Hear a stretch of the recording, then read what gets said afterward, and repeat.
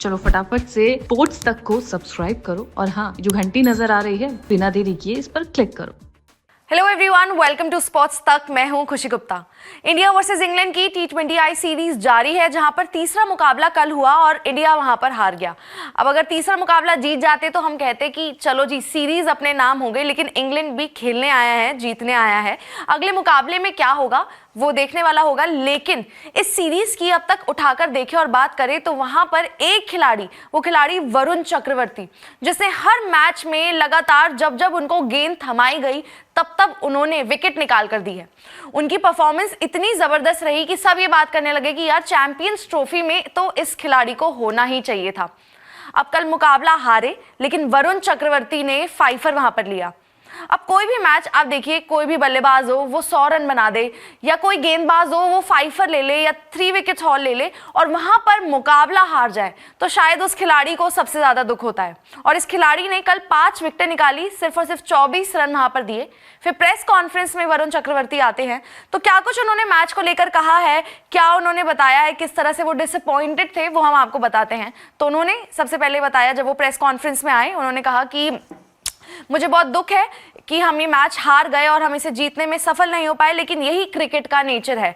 हमें इससे जल्द आगे बढ़ना होगा, मतलब हमें मूव ऑन करना होगा और अगली जो मैच है उस पर ध्यान देना होगा। बेशक जब आप देश के लिए खेलते हैं तो आपकी कुछ जिम्मेदारी बनती है, यानी कि अकाउंटेबिलिटी आपकी रहती है कि जब आप देश के लिए खेलो तो वहां पर परफॉर्म भी करके दो। उन्होंने कहा कि उम्मीद है कि मैं आगे भी अच्छी तरह से इसको निभाऊंगा, इस जिम्मेदारी को अच्छी तरह से निभाऊंगा। उन्होंने कहा एक ओवर स्पेल पर उन्होंने कहा कि कई बार सूर्य कुमार यादव जो हमारे कप्तान हैं वो मुझे लगातार मुझसे 4 ओवर करवाते हैं, लेकिन मैं इसकी शिकायत नहीं करूंगा।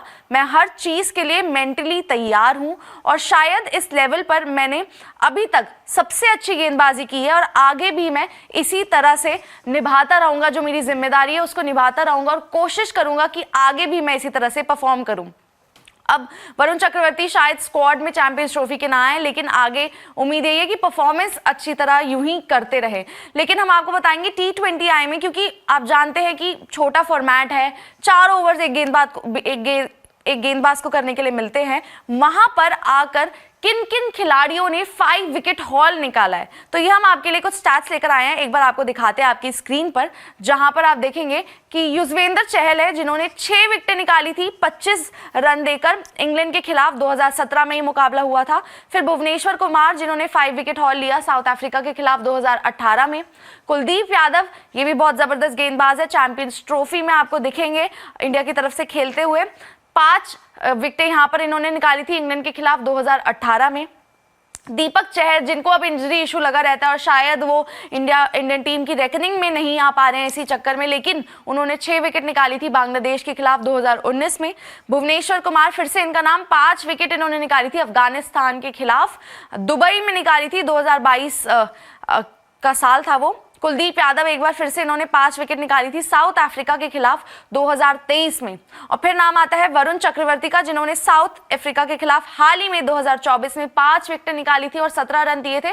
और अब ये मुकाबला राजकोट में, जहां पे इंग्लैंड के खिलाफ इन्होंने 5 विकेट निकाली हैं इसी साल।